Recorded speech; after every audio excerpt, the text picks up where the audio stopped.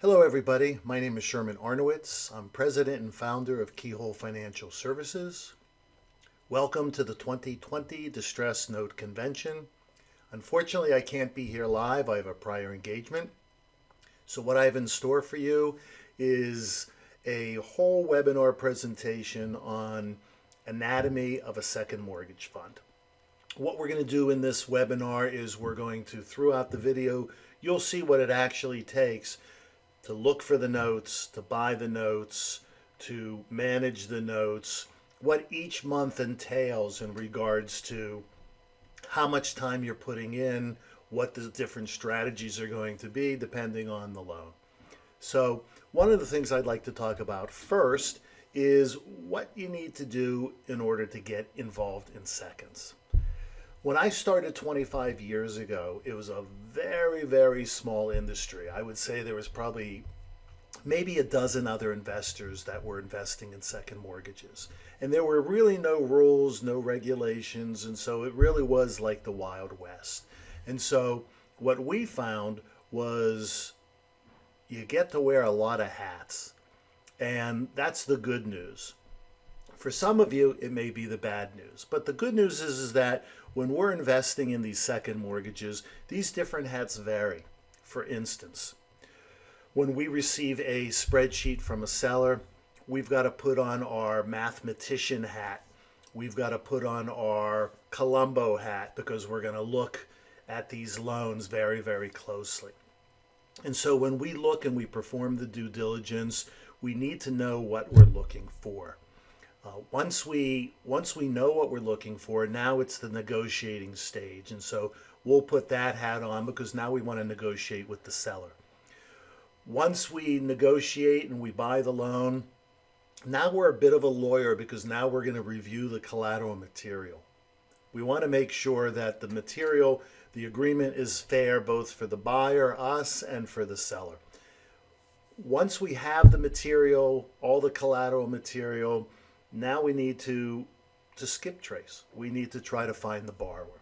Now we put on our detective hat and we go about the process of skip tracing. Once we find the borrower, now we've got to talk to them and try to work something out with the borrower that's fair for them and fair for us. We put on our psychologist hat.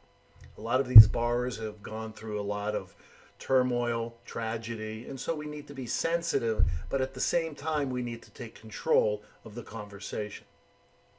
Once we get the borrower to start making payments on the loan, we're back to a little bit of an accountant. We want to make sure that the money's coming in and does it make sense as far as what our goals are initially, what we want that fund, how we want that fund to perform. Is it performing the way that we wanted it to be? And so there's a little bit of managing the finances and looking at numbers to make sure that you're on target for what you initially wanted to happen.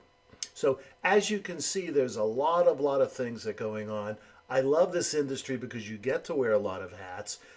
And one of the things that I've learned and I teach my students is it's great to know what you're good at and what you like to do, and so we excel in those things. But more importantly, it's more important to know what you're not good at. And so if you're not good at speaking with people and doing the workouts and talking to the borrowers, that's okay. We can find an alternative method for that. If you're not good at the number crunching or maybe at due diligence, that's okay.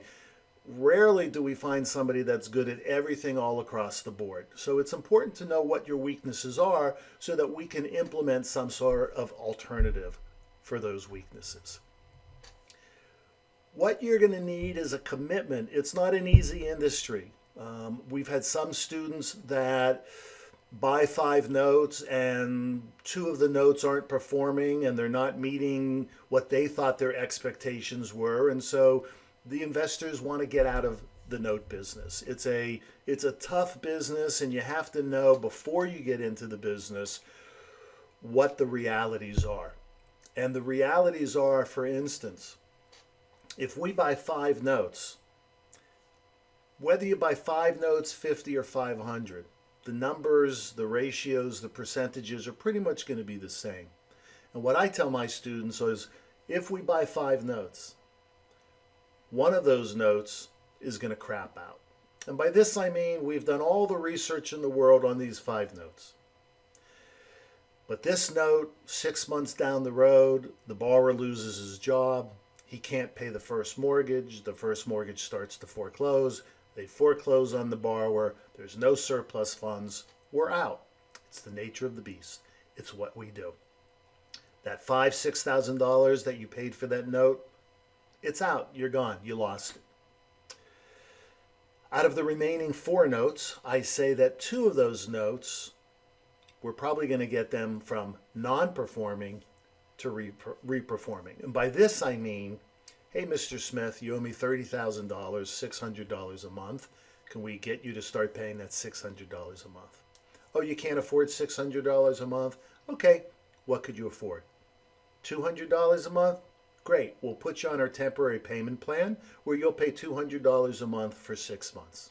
And as long as you do well in those 6 months and don't miss a payment, we'll talk about at the end of the 6 months possibly doing a loan modification. So now, remember, a lot of these borrowers haven't paid on a second mortgage for years and years and years. So bravo that we were able to get them in a mindset from I don't have a second mortgage to, okay, I have a second mortgage and this company's willing to work with me. And now I have 6 months pay history. And now I talk to them maybe about doing a loan modification. And instead of $200 a month, maybe I get them up to $300 a month. And I wait another 6 months. And so now we have 12 months of pay history. 6 months at $200 a month and 6 months at $300 a month. Now let's put it out there in market and let's see what the market is responding to. Maybe if we paid $5,000 for the note and now we have 12 months of pay history, probably going to get bids of $10,000, $11,000. Not bad for a year, year and a half's worth of work. So now one of them crapped out, 2 of them were able to get from non-performing to re-performing. Usually one of them, they want to get rid of the second mortgage. And so now we're putting in that short sale term. And so the short sale is, all right, Mr. Smith, you owe me $40,000. Tell you what I'm going to do. If you can get me paid within 30 days, I'll reduce that down to $30,000. Great. So we paid $5,000 for that note. We got it for $30,000. We're up $25,000. We have 2 notes that are performing, and we lost $5,000. So all in, even though we lost that money, we made it up on that short sale. And what I say to the last note, the 5th one, we call it a wild card. We have no idea what it's going to be. It might be any of those 4 that we've spoken. It might be a loan where we can't get a hold of the borrower, or the borrower just says, I'm not going to pay you anything. And then you have to determine whether you want to foreclose on that note, if it's worth it, if it makes sense to foreclose on that note. So what we do in this case is we have those 5 notes. And as I mentioned, whether you buy 5 notes, 50 notes, or 500, really the same things are going to happen. And what we try to do as managers is make sure that statistically in those percentages, those same percentages are happening. We don't want them all to foreclose. It'd be lovely if we could get all of them performing again or all of them to do short sales, but the reality is that that's not going to happen. So that's what we get when we're looking for getting into the second mortgage space.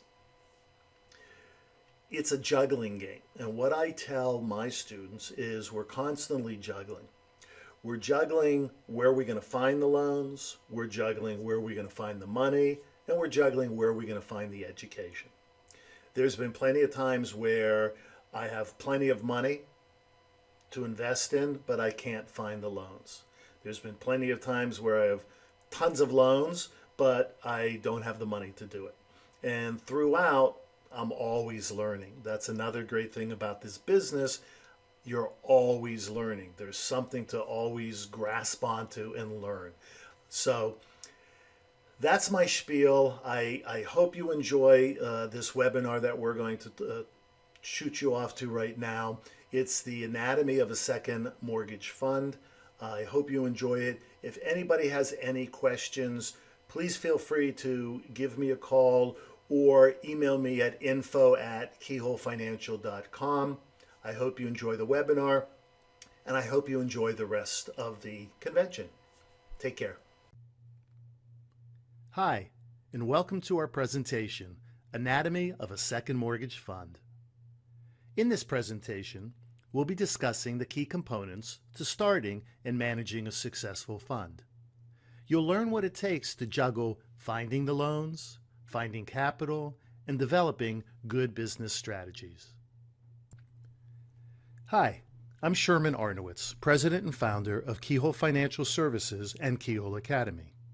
Since 1999, Keyhole Financial Services has managed thousands of distressed second mortgage notes and has continually paid out returns in excess of 20% to our private investors. In 2013, my team and I created Keyhole Academy, an online education program designed to educate students interested in learning how to invest in the distressed second mortgage market. We also offer students private joint venture mentoring. Key components to a successful fund. Finding the right loans at the right price is the key determining factor as to whether your fund will be profitable or not. If you pay too much, it'll take a long time to break even, and if you pick the wrong loan, it doesn't matter how much you've paid for that loan. Without the right capital at the right time, it doesn't matter what loans are available if you can't afford to buy them. You need to develop sources as to where you'll have access to money in a timely fashion. Lastly, even with the right loans at the right price, if you don't have well thought out strategies to follow, you're doomed from the start. These strategies include: what type of loan should I buy? What's the maximum I'm willing to spend? How long will I try to get the borrower to pay before deciding on an exit strategy? How I got into the business. Investing in a scam? After I graduated college, I lent $5,000 to my college roommate. We'll call him Fred to protect the guilty. Anyway, Fred had a real estate deal and was supposed to pay me back within 30 days. Needless to say, I never got my money back and lost Fred as a friend. The good news is, 15 years later, I got a certified check in the mail from Fred for $5,000. I was excited, and when I called Fred, the first words out of my mouth were, "Where's my interest?" Fred told me about this business he stumbled on where he was buying these non-performing second mortgages from banks super cheap and then getting the homeowners to start paying again. He offered to show me the ropes, and within a year's time, I had invested over $100,000 with Fred. In just over 2 years, I nearly doubled my money. I kept thinking, this is too good to be true. I know Fred's going to scam me somehow. But Fred never did, and in fact, he taught me about this wonderful business that I plunged into and never looked back. My first good loan. One of my first memories of thinking how great a business this was involved a second mortgage I bought in Chicago for $4,000. After about 2 weeks, I finally got a hold of the borrower, and after about 20 minutes, he told me he wanted to settle his $55,000 second mortgage and asked if I would take $35,000. I played hardball with him and countered at $37,500, at which time he agreed, and within 2 days I got a certified check in the mail for $37,500. These are called birthday gifts, and they do come along every now and then. My first bad loan. It wouldn't be fair if I just went on and on about all the good loans I've purchased over the years. In fact, whenever I make a sales pitch to investors, the first thing I say is, this is a tough business. We're in the second position, and the worst thing that could happen is the first forecloses and there's no surplus funds left over for us. In this case, we've lost our initial investment for that loan. If you're going to be investing in distressed second mortgages, you have to come to terms with the fact that you will lose out on these types of loans. There are ways to reduce the odds, but it's just part of the game. I remember one loan that I purchased in New Mexico for about $6,000. I tried and tried to contact the homeowner, but never could get a hold of them. About 6 months after I purchased the note, I got a call from the DEA. Yes, the Drug Enforcement Agency, stating that the homeowner paid for both the first and second mortgages with drug money, and they were confiscating the home, and my mortgage was dead in the water. Never a dull moment. My first business decision. After about 2 years of buying loans with my college roommate Fred, I had a big decision to make. I could continue to invest my money into my own loans and reap the benefits and downfalls, or I could try to turn this into a business, bringing on private investors, allowing me to buy larger pools of notes. Each one had its advantages and disadvantages. In the end, I decided to grow into a larger business. That was almost 20 years ago, and since then, I've managed over 2,500 notes and about $80 million worth of notes. My first fund, asking for money. It used to be a lot easier when I was little to ask my parents for money. I'd jump up and down, hold my breath, and do just about anything until I got them to hand over the cash. When I first started out, I knew asking for money was going to be a little different than in my childhood. One of the first things you need to do is to make sure your presentation is solid and interesting. You need to make sure you know what you're talking about both backwards and forwards. Self-doubts. I remember when I made my first sales pitch to some business associates of mine. The presentation went great, and at the end of the meeting, they both agreed to invest $100,000 each. However, in my mind, it was like a little voice was saying to them, "Are you sure you want to invest with me? I hope you know what you're doing." As time goes by, the self-doubt dissipates a little each time. My first business mistake. On my first fund, I ended up purchasing 5 notes from a bank called Ditech. I signed the purchase agreement, got the collateral materials, and started making calls to the borrowers. What I eventually found out was that 2 of the 5 notes had already been foreclosed on, and my liens were no good. When I spoke to my contact at Ditech, he told me to look at the purchase agreement where it says these loans are to be sold as is. I wish I had the education back then to have shown me the proper way to read a purchase agreement. The good news is that even with the bad loans, I ended up making about 35% return on my investors' money. Not bad for my first fund. All about juggling. The thing I love about this business is that you get to wear so many hats. You're a researcher, negotiator, financier, detective, and yes, even a therapist. But with all the different hats, as I mentioned in the slide, the key to being successful is being able to know what you're good at, and especially know what you're not good at, and find someone else to do those tasks. The one thing I've learned is to be successful, you constantly have to be juggling. If you're not looking for loans, you'll find you have investors knocking at your door wanting to invest, only you don't have loans. Conversely, you can have access to a bunch of loans, only to realize you don't have the investors and/or capital to pay for those loans. And last, but not least, is what I consider the most important ball to juggle, and that's education. If you're not constantly learning and improving, you're not going to get many investors to invest with you. Where to find money? You have several options with regards to finding money. You can invest with your own money, borrow from others, or get others to invest with you. Getting others to invest with you is obviously the most challenging. You run across the old adage, how can I gain experience if no one will give me money so I can get the experience? In my experience, I found that I had to start small to prove myself. I also had to make sure that I also was investing my money in the same fund. Investors like that you have skin in the game. Once you develop your own track record, it becomes a little easier to get investors to give you money. Just remember, it's a very small industry and it's so important to maintain a good reputation.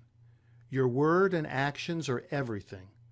All the good you've worked so hard to build can come tumbling down with just one bad decision. Where to find loans? As I mentioned in the last slide, it's a very small industry, and within the industry, you'll soon know who are the reputable sellers, the ones who say what they mean and mean what they say, the ones who will work with you if you come across something wrong with a loan you've purchased from them. Above all, the best way to find loans is to network. I can't stress enough how important this is. To me, network isn't just about going to an event and handing out cards. It's about researching groups to join on Facebook, LinkedIn, and BiggerPockets. It's about going to trade shows and seminars, attending webinars and workshops, calling other investors, attorneys, servicers, and anyone else you can think of to introduce yourself and tell them what you're looking for. The squeaky professional wheel will always get the grease. As a side note, many people wanting to get into this business ask me what's the availability of second mortgages. I tell them at their level, there's no problem. The fact is, banks are still holding on to billions, that's right, billions of distressed second mortgages. The loans are out there. You just need to be out there to find them. Where to find education? When I talk about education, I'm not only speaking about learning the business by taking courses or workshops, but also staying on top of the changes in the industry. What new laws are in effect? What new products or vendors should you be researching? I recently found an online bilingual company that you can call in a moment's notice and they'll act as your translator for under $15. One of the best pieces of advice I can give you is to try to find a mentor, someone who you can call to ask questions, get advice from, or even just to vent. Even if you have to compensate this person, it's worth the experience and avoidance of pitfalls. When you do find the loans, it's extremely important to know what type of loans you're looking for and what you're willing to pay for them. You should have some sort of investment guideline that helps you with this decision. Do you want to just focus on loans with no equity, who are over 90 days past due with their first mortgage? Lean towards the opposite with loans with equity who are current with their first, or somewhere in the middle? The more detailed and disciplined you can get, the less surprises you'll be faced with later on. Be sure to develop formulas along with these guidelines and make sure you don't stray from these guidelines. I use an online program called EvaluNote, which automates the process of due diligence, making it easier and faster to determine the loans you should be bidding on. Another valuable tool I use is a formula I call BEP, which stands for break-even point, which tells me, based on what I'm willing to offer, divided by the borrower's monthly mortgage, how many months it'll take for me to break even. My golden rule is not to exceed approximately 36 months. No matter what formulas, guidelines, and disciplines you use, just remember, the loans you pick and the price you pay will determine the success or failure of each loan. Servicing strategies. No one is more motivated to get on the phone and speak to the borrowers to collect money than yourself. But the question you have to ask is, are you good at it? And is there something else that you could be doing elsewhere? Once you buy a loan, you have to decide if you want to service the loan yourself, meaning you'll call the borrower to work out their payments, or hire a servicing company to do this for you. If you decide to work the loans out yourself, you still should have your loan housed with a servicing company license in the state where the borrower lives. This will prevent any potential problems down the road. And even if you decide to have the servicing company do everything for you, you still should know the ins and outs of servicing. Overall, when it comes to servicing, you need to measure the cost of outsourcing versus doing it yourself and whether you're good at it or even want to do it. Contacting borrowers. With today's access to the internet, it's pretty hard for someone not to get found. If you're going to be in this business, you need to know how to find someone. You've got to channel your inner Sherlock Holmes. Skip tracing is a skill that requires patience, persistence, and thinking outside the box. It also requires you to have some sort of method to your madness when you start searching. I usually like to go back to the collateral materials and see if there's any hint, maybe the name of the borrower's employer or a phone number. I then look at a credit report, LinkedIn, Facebook, and Google. There's also several skip tracing websites that I use. Once you find your borrower and make contact with them, it's extremely important to know your do's and don'ts, what you can say to them, and more importantly, what you can't. Once you make contact with the borrower, it's also important to control the conversation. As much as you want to let them vent, you always have to make sure that you're controlling the conversation, or the call could go on forever. Above all, make sure that you're a good listener, diligent, respectful, and consistent. Managing your funds. Whether you have one loan or 100, it's important to have and follow a game plan. This is the strategy that you created before you even bought one loan. It tells you what type of earnings you should be attaining. What sort of risk are you willing to take? If any of these strategies change based on the performances of your loans, you need to act and react to these changes. For instance, I had a pool of about 70 loans. We were so excited because an unusually large number of the loans were paying their monthly mortgage. However, after several months, when we drilled down further, we saw that our break-even point went from an average of 27 months to almost 50 months. The reason for this change was that we were reducing the borrower's monthly mortgages, and this resulted in an increase in our break-even point. We realized that based on our initial investment model, the 50 months far exceeded our maximum 36-month level. We opted to sell the loans, and fortunately, we were still able to realize a 25% return on our money within 18 months. With each fund you create, there's a slice of the pie ratio that formulates. The different slices are borrowers who are paying, borrowers that are not paying, borrowers where there's been no contact, borrowers who are in foreclosure, and borrowers who have had a payoff or short sale settlement. Whether you're buying 10, 100, or 1,000 loans, the percentages within each of these slices should be approximately the same. If you see a drastic change in one of the categories, you need to drill down to find out why there's such a discrepancy. Over on the chart on the slide, you can see that out of this particular fund, how the percentages break down in each category. 14% of the loans paid off, 18% are consistently paying, 25% of the loans are not paying, 14% have been foreclosed on by the first mortgage, and 29% still have not been contacted. We would take those percentages and compare them to other funds we've created to make sure there's similarities. If there are outliers in any of the categories, this would require further research to find out why, and then decide what needs to be done to rectify that situation. When starting out, it's great to have an arsenal of strategies in your quiver. These are ideas that will hopefully get the borrower to start paying. One example we offer is our matching program, where for every dollar the borrower pays us, we'll match that amount and take it off of their past due balance. Another example is our principal-only payments, where we'll take the borrower's monthly mortgage and apply it all as a principal payment. Whatever the strategy you want to implement, remember, it's okay to think outside the box. I wanted to give new investors an idea of what's involved within the first few months of note investing. The next 3 slides represent a first, second, and third month when dealing with buying notes. Month 1. A lot of potential students are concerned with how much time it will take if they get into this business. The answer I tell them is not much. Here's a realistic timeline for 5 notes that I recently purchased.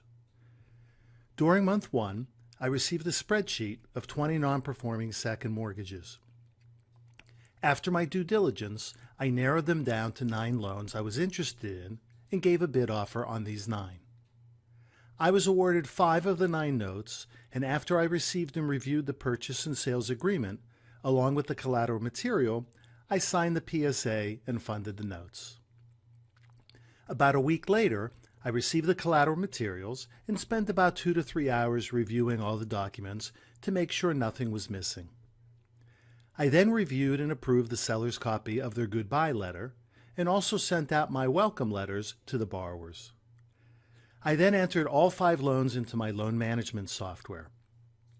All of this took me about 3 hours to accomplish. Figure between all of the activities I listed, 30 days have passed. Month 2. In reviewing all 5 loans, I saw that I had phone numbers for 2 of them and needed to skip trace the other 3 loans. I first started making calls on the 2 loans with phone numbers and was able to speak with 1 borrower. I introduced myself and reviewed his second mortgage with him and asked if he was ready to start making payments. He agreed to start paying me $250 a month on a temporary basis in lieu of his $400 actual monthly mortgage. 1 down, 4 to go. I started skip tracing on the other 3 loans, which took me about 2 hours. I was able to find accurate phone numbers for 2 out of the 3 borrowers. After calling all 3 borrowers, I got in touch with only one of them, who also agreed to start paying me their full monthly mortgage in the amount of $435. I was able to get this borrower to sign up for our ACH program, which takes money directly out of their checking account on a monthly basis. 2 down, 3 to go. Between the phone calls and skip tracing, I spent about 3 hours of my time. Remember, most of the times when a borrower agrees to start paying, the only time you have to call them is if they miss a payment. Otherwise, you rarely have to spend time calling them. Of the remaining 3 loans, 1 borrower ended up making a short sale payment on his mortgage. 1 borrower ended up having problems with his first mortgage, who ended up foreclosing on them with no surpluses left over for me. And the last borrower couldn't be found. I'm still working on finding them, but for now, it's not worth foreclosing on them, so I'll just wait it out. As you can see, once you start getting your borrowers lined up, you don't have to spend lots of time with them. Month 3. After getting the lay of the land with my 5 borrowers and what's going on with each of them, it's time to review the pool as a whole. How's the pool doing overall? With losing 1 loan to foreclosure and not being able to find 1 loan along with the 2 payers and 1 short sale, I'm still looking at about 25% return. I look at each loan to see what the potential income is for the next 5 years. I look to see whether it's best to keep the loans or try to sell them. I also look at the mistakes I made within this pool and what I can do better on the next one. I try to review my pool of loans on a whole at least 3 times a year. I hope you enjoyed this presentation and learned a bit of what it takes to be successful in investing in distressed second mortgages. For more information, or if you have any questions, please email or call us at the following information.